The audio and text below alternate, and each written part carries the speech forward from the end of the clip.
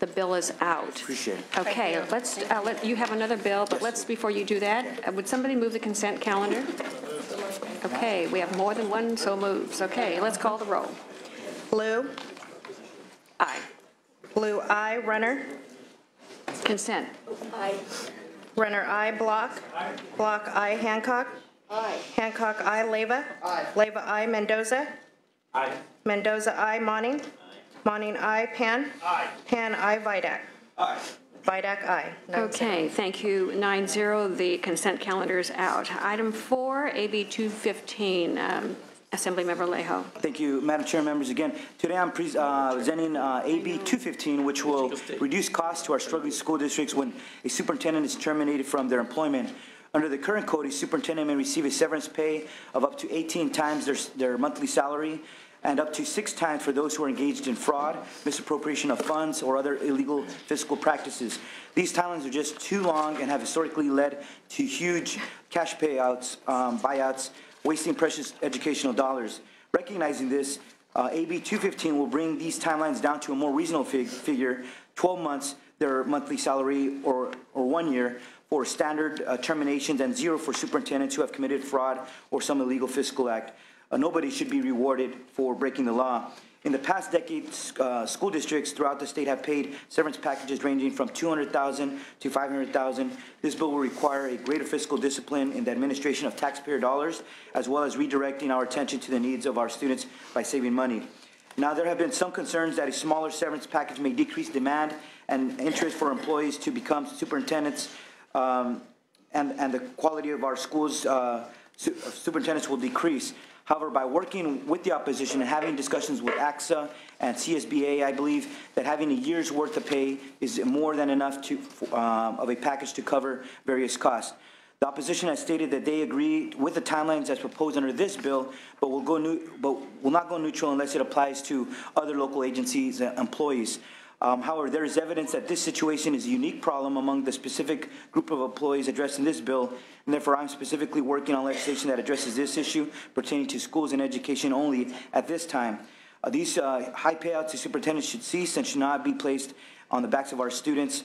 And again, just to be clear, we have worked out this language in consultation with AXA. This was a compromise that we reached, and the reason the opposition still remains is because they believe it should apply to other categories of public employees like police chiefs or city managers. But again, that's a bill that should be dealt with another day. With that, we respectfully ask for an aye vote. This bill got out of 6-1 vote in the Assembly Education Committee and a 78-2 vote on the Assembly floor. We respectfully ask for an aye vote. Thank you. Those in support of the bill? Seeing none. Those opposed to the bill?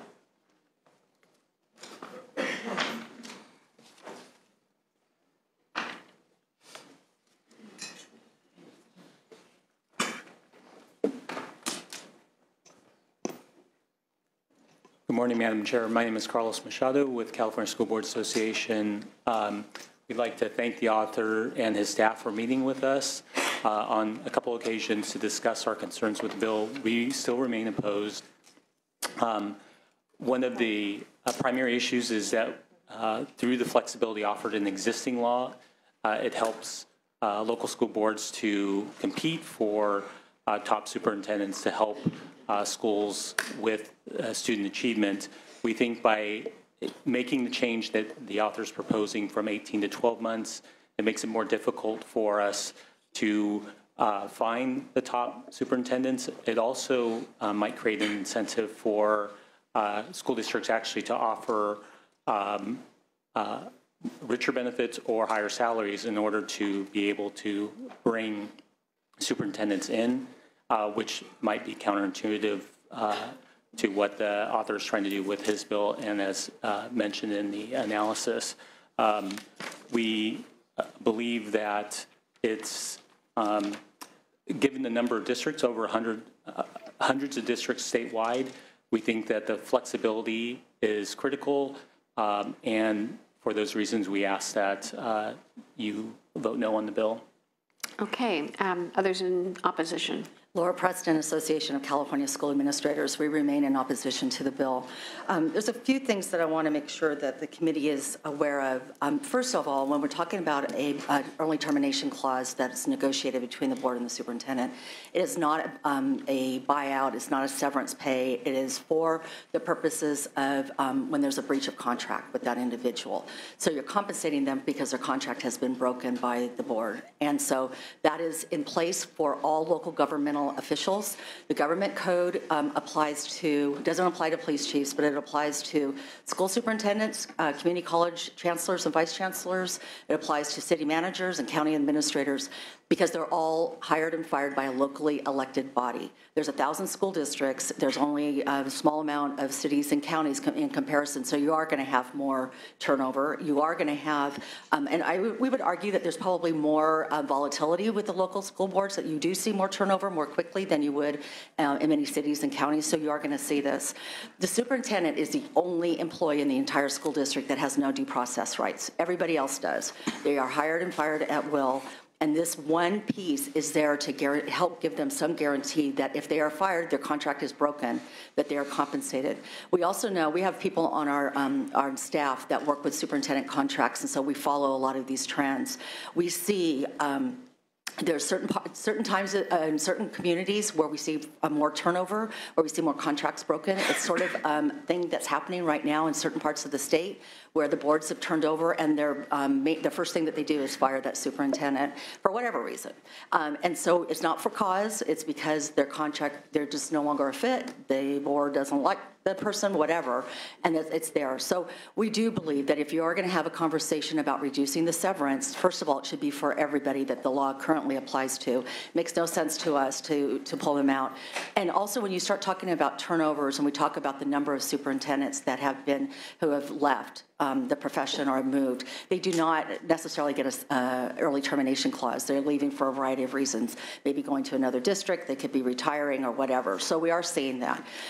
The other thing that I just want to add is that we are experiencing, like teachers, we are experiencing a severe administrator shortage, and we are seeing it in superintendents, where we used to be able to go out, our superintendent search firms would recruit. They would have maybe 40, 50 superintendents to choose from. Now we're lucky if they get 3 or 4. So we're having a hard time getting people into the profession now because we're having so many people retiring.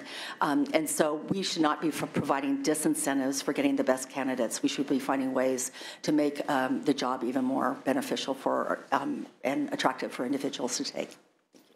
Okay, thank you. Any others opposed to the bill? Any questions or comments from members? Senator Leyva. Good morning. I just want to thank the author for bringing this bill forward. And to the opposition, I hear what you're saying, but I would say that superintendents, if the only reason they want the job is for the money, and they're looking for that higher salary, and you need that to hire them, maybe they should be more interested in the education process. And I know lots of workers, lots of people who don't have they don't get fired for cause, and they don't get a severance package. And, you know, I mean, there's thousands, hundreds of thousands of workers who are terminated for whatever reason, and they don't get any kind of a severance package. And I think probably when they're hired, they understand how the process works, and they understand that the board does have turnover. So I don't think they're walking in blind. I fully support the bill. Thank you for bringing it forward. And Senator, we've been deliberating this bill all year, and there's been no evidence that shows that there's a link between a higher turnover or disincentive linked to a change in severance pay. The way this bill is structured through the compromise, if a superintendent was being paid $300,000 a year, they used to be able to get a severance up to $450,000. And that was during a time when school districts were making huge cuts, laying off classified employees, laying off teachers, and getting a $450,000. Those are some of the articles we passed out, huge payouts. Under this change, they would still be eligible for a $300,000 payout. That's still significant. A year's worth of pay in a situation of being dismissed for whatever reason by the board. The other part of this bill is saying, in cases of fraud, the current statute, if you were to be a superintendent and commit fraud, you would still be eligible for 6 months severance pay. So if you're getting paid $300,000, you would be eligible to get up to $150,000 worth of pay still. We changed that, saying if you commit illegal acts, you should not be rewarded in those kind of situations. That's the second part we address in this bill also. Well, thank you. I appreciate that. And I don't know that I even love that if you commit fraud, you still get, half of your pay. I don't know too many other people who get that. So I think you've been very generous. And no, that was an existing law. In our bill, we get rid of that. Okay. Senator Block? Now, one argument I agree with CSBA and AXA bring up is that this should apply across the board to other likely situated employees who are state employees. I agree with that. I'm not sure that's a reason to vote against this bill, and I'm going to support this bill. That's a good idea for a bill for next year for some of my colleagues. Yes, and I've stated interest in doing that in the future. Senator Pan? Just had a question in terms of California superintendents. What percentage of superintendents were recruited from outside the state, and what percentage of superintendents who were hired, let's say, in the past year are essentially people who worked within the state of California? I don't have the exact numbers. I do know that they are recruited from out of state, but also at the state as large as California, recruiting from within the state is almost like going out of state in a way. I mean, you have a lot of diversity within the state itself. But we do have, and I know offhand, several that have come from out of state that have moved their families and come to California for the job here in California. But no one has any data in terms of a rough percentage? Are we talking 5%, 20%, 50%? I could probably find out. I just don't know off the top of my head. Okay, any other comments or questions? Again, thank you for presenting the bill today. I think this is a perception problem. I think there's much more work to deal with to address the concerns of the opposition. But this bill is recommended to do pass, and it goes right to the floor. But I am concerned about the unintended consequences of what might happen if we go forward and this bill gets signed. But I do think, I agree with Senator Block, that we do need to take a look at the whole picture and really have an in-depth conversation about compensation generally for administrators versus teachers versus classified employees. I mean, it's a much more complicated situation. And as Senator Leyva indicated, there is no compensation for somebody who just is dismissed as if it's a classified person, et cetera. So, I mean, this is a much larger, you're just touching a very small part of a much larger issue. And with that, is there a motion? Did somebody move the bill? The bill has been moved with Senator Leyva. Let's call the roll. Do pass to the floor. Lou? Aye. Lou, aye. Renner? Aye. Renner, aye. Block? Block, aye. Hancock? Hancock, aye. Leyva? Leyva, aye. Mendoza? Monning? Aye. Monning, aye. Pan? Aye. Pan, aye. Vidak? Aye. Vidak, aye. 8-0. We'll keep the roll open for an absent member. Thank you very much. Thank you. Okay, Assemblymember Thurman, you have two bills, item 17, AB 1014, and item 18, AB 1025. Good morning. Good morning. Thank you, Madam Chair. With your concurrence, I'm happy to present AB 1014. 1014, okay. Thank you. Morning, Madam Chair, members of the committee. It's a pleasure to present AB 1014. This bill we call our Children's Success, the Early Intervention Attendance Grant Program. It essentially is a bill that addresses the issues of chronic absenteeism of some of California's youngest kids, students who attend between the grades of kindergarten and third grade. Sadly, this year, last year, and many years prior, hundreds of thousands of children in these grades miss more than 10% of school. We all know that third grade is a critical mark for reading benchmarks. We also know that decisions are made about criminal justice and prisons based on how third graders do. And so clearly, this early intervention is very, very important. What I know from experience is that many barriers keep our kids from coming to school. Homelessness, transportation barriers, poverty, substance abuse, violence in the community or in the home, or sometimes just not understanding that every single day in school matters for our kids. But our school districts don't have the resources that they need to have the intervention staff who can visit the home of a student and work with the family to work through the barriers that keep them from coming to school. AB 1014 would provide school districts with just those resources, the ability to have a home visitor who can work with the family, work through whatever barrier it is that's keeping that young person from coming to school and get them back on track. We call it a double bottom line benefit of getting students back in school, and at the same time, when those students re-engage with their attendance, it generates more ADA revenue for the schools that they can use to support many of the programs that have been heard before you today.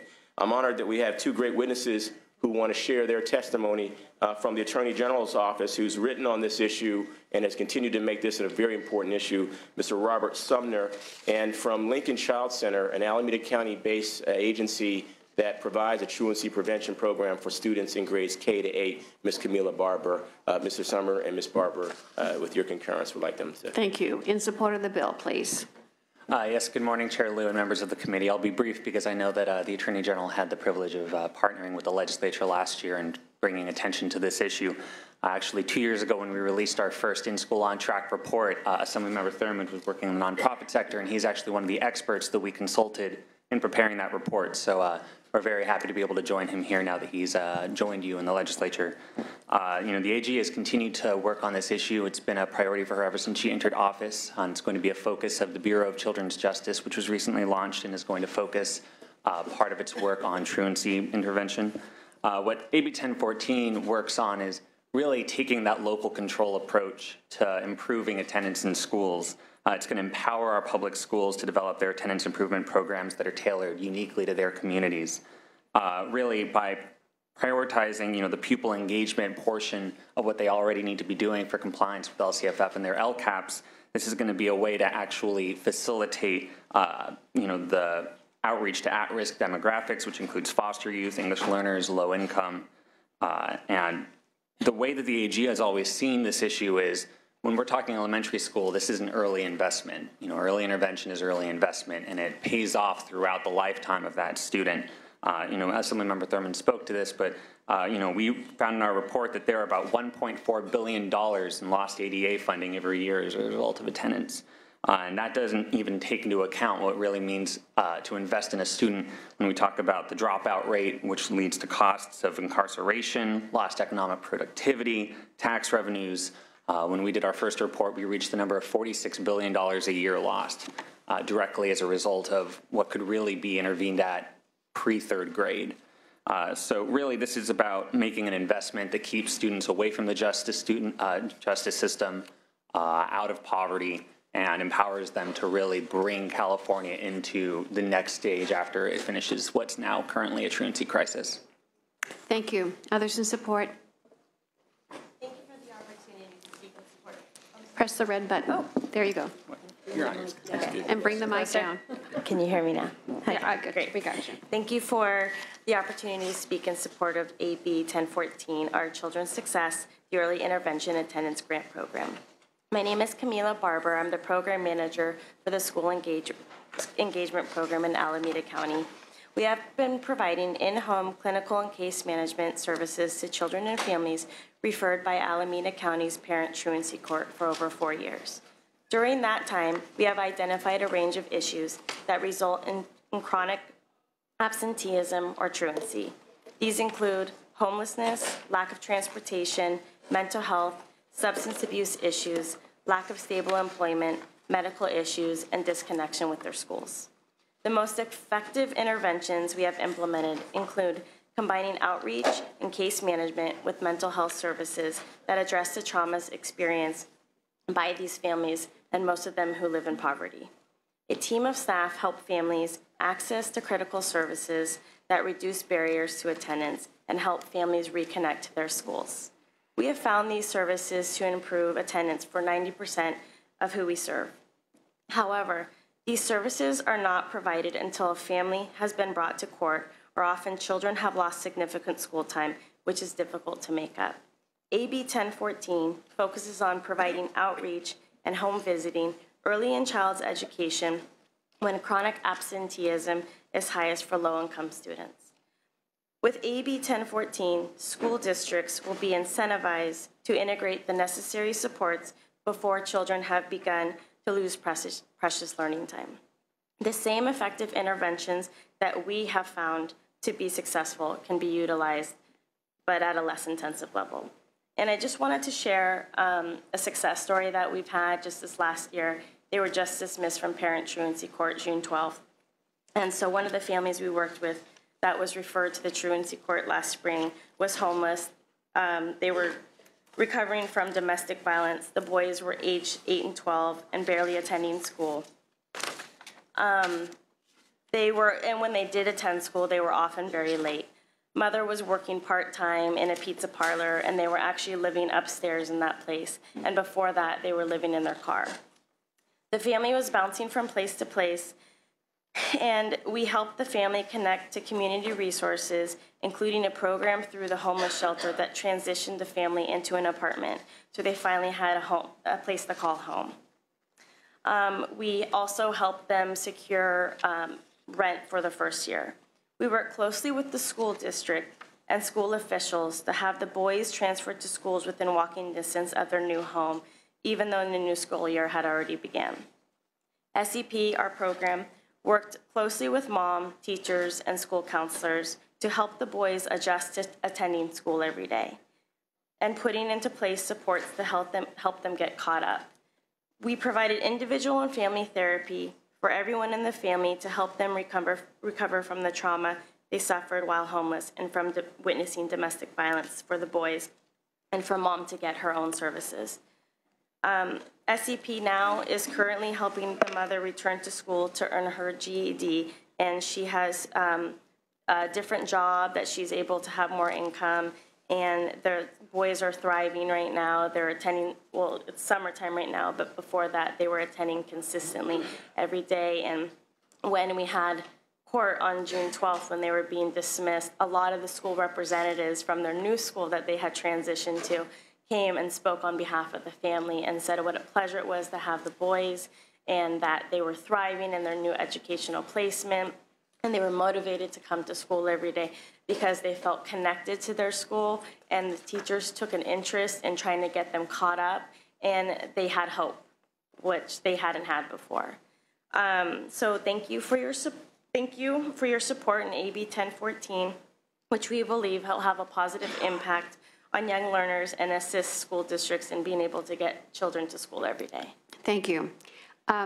Others in support, just for identification, please. Brad Strong with Children Now. I'm also co-leaders of the Chronic Absence and Attendance Partnership on behalf of Children Now in support. Thank you. Brianna Pittman with the California Dental Association. Apologies, we didn't get our letter in on time to make the analysis, but here in support because of the strong link between dental decay and school absenteeism. Thank you. Thank you. Danielle Mollet, California Alliance of Child and Family Services in support. Thank you. Trudy Schaefer for the League of Women Voters of California, and we also submitted a letter late, but we certainly support. Thank you. Rusty Seelix, California Council of Community Mental Health Agencies in support. Thank you. Leah Dare, California State PTA in support. Rebecca Gonzalez, National Association of Social Workers, California Chapter in support. Thank you. Eric Bach with the Los Angeles Unified School District, also in support. Thank you. Any others in support? Is there any opposition? The committee did not receive any opposition. Is there any comment, questions from members? Senator Runner? Thank you. Right now with the state budget, we sent more money to the schools to make sure we're not sending categorical funding because some schools need certain things, some don't. So there is new money to the school districts who can use that. And my biggest problem is the school district should be using that money because that gets more ADA for the school district. So it's not just about the families and getting them back in school, which I think is very important, but it also brings those dollars back into the school. So I think if it's a priority in certain districts, I think they'll find a way to make this program a good one as far as getting the students' help and the desire to get them back in school on a full-time basis and be able to recommend them to other programs that can help them in the future. So I'm not going to support the bill right now. I think the school district need to be challenged by the parents and others to actually have a program like this without more funding. Thanks. Senator Hancock. Thank you, Madam Chair. Yeah, I would, this is an interesting set of issues before us, I think, because truancy is absolutely recognized as a major issue that we have to deal with if we want to help all our students thrive. And I imagine that, well, this bill allocates an unspecified, well, $5 million sometime from somewhere, but with no specified source for the money.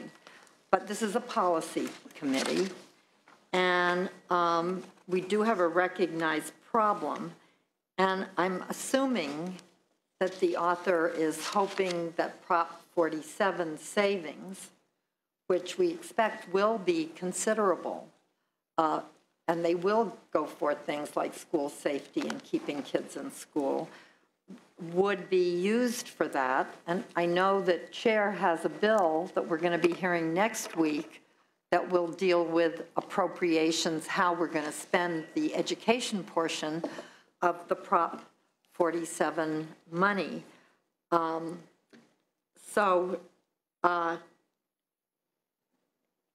We kind of have an outline for a program, but no money for the program as yet. And I'm going to ask the author, how are you working with Senator Liu? Do you have other ideas for an appropriation for the money? Right. Or what are your thoughts about that? Thanks for the question. Yes, we are open on the sources of funding. Prop 47 certainly is one potential because it references directly the issues of truancy. We're happy to work with the chair and her legislation as she brings that forward. We're open to the other sources. What is unique about this bill, though, is that this allocation has the ability to help school districts actually generate enough ADA that they could pay for this program in an ongoing way. And so unlike many bills that we might see in this legislature, this is a program that can essentially pay for itself. It's an interesting challenge that even though this year California has provided more money to school districts, our districts are sadly still struggling just to provide the basics around education. And districts have generally not been able to add positions that would address this issue around chronic absenteeism. To give it in context, for many districts, if they could increase their attendance by just 1% overall, they would actually generate another $1 million for themselves in ADA revenue that they could use in their general fund. We've convened town hall meetings with several districts to talk about how this bill might help them, and they've all expressed the desire to get to that place, but they've been very clear that their general fund allocations just do not give them the ability to have these types of positions. So we see these as a great return on investment in terms of what it means for young people in their future and financially for our school districts. And we'll work with this committee, the Appropriations Committee, and the chair and others on looking at all available funding resources. Thank you. Senator Block. Thank you, Madam Chair. I've invited the Assemblyman to come to the Education Budget Subcommittee next year if funding is still needed to make this bill work. Prop 47 funding is certainly one source. The interesting thing about this is there will be next year, as there is every year, a finite pool of money that goes to the schools through Prop 98. So when you say that the ADA will increase, so there'll be $1 million more for a school district or whatever, there isn't $1 million more that comes to the general fund to fund that. It's still the same amount of money. So what this does is it reallocates between school districts money so that those that have higher ADA tend to get more money out of that finite pot. What's happening now is districts with higher absenteeism and truancy actually get a lower share of the dollars, and those tend to be the districts where the need is the greatest. So I think this bill will, if it passes, will do a lot of what the governor is trying to do, which is target those districts that have the greatest need with the greatest amount of money. So I definitely support this bill. If I could, Madam Chair, to mention about the subcommittee in education. First of all, we accept the invitation, and we will be there. And it may not be a finite pot of money. I know that many of you have been champions for education, and you all might identify ways to increase education funding in our state. And as generous as we are, we know that our schools still struggle, and we look forward to working with the subcommittee in both houses on any strategies that would increase education funding overall and ultimately support programs like this for our kids. Thank you very much. Senator Runner, did you have another comment or question? Well, I was just saying that it's a priority to those school districts that have this problem. It's not a priority necessarily to other school districts. So you're ending up, again, giving categorical funding rather than the pool of money for them to use for their local issues, which may not be truancy in particular districts. So that's why I don't support it and think if it's a priority, the school district will make it a priority and help those kids. Appreciate your insights. By the way, we did make it as a grant so that we would not be touching on categorical funding. We did make it as a grant so that those districts that are interested could apply and self-select in that way. Senator Monning. Thank you, Madam Chair. I was honored to be part of the suite of bills last year supported by the Attorney General, and one of the things we learned in the research on the challenge of truancy, when it's criminalized, there's no winners. And I was encouraged by the support we did have from the Attorney General in trying to shift the focus on the types of success stories that we heard from the other witness of where there's the appropriate, there's always a reason behind truancy. And it's often caught up in families that are in crisis, struggling, or maybe caring for somebody who's ill, a sibling who doesn't have child care. So I think the thrust of this to continue to prioritize the crisis of truancy and again connecting it long-term, we either put the investment now and try to help families and school districts, or we will pay tenfold in the future because the markers of truancy lead us to children who don't then graduate from high school and are the prime candidates to end up in a criminal justice system where we end up paying $50,000 a year. So I'm glad to be supporting this today. I want to thank the author for bringing it forward, and please convey our thanks to the Attorney General for her continued prioritization and to those who are doing the important frontline community work. Thank you. Senator Leyva. Thank you, Madam Chair. Really, I want to associate my comments with Senator Monning, but also to thank the author for bringing the bill forward. Everything that the senator said is exactly right. And to be able to help these children K through 3, I think, as we talked about, is the critical time. And if we don't catch them then, they go on to a life that is not the life that's going to help anyone in our communities or society. So I would just like to offer my personal help, the help of my staff, any way we can be helpful, we would be happy to do that. Thank you. We accept. Okay. I need a motion. The bill has been moved. It's a due pass, right? Correct. Let's call the roll. Due pass to appropriations. Lou? Aye. Lou, aye. Runner? No. Runner, no. Block? Aye. Block, aye. Hancock? Aye. Hancock, aye. Leyva? Aye. Leyva, aye. Mendoza? Monning? Aye. Monning, aye. Pan? Vidak? Aye. Vidak, aye. That's 6-1. 6-1, sufficient for passage. We'll leave the roll open for our absent members.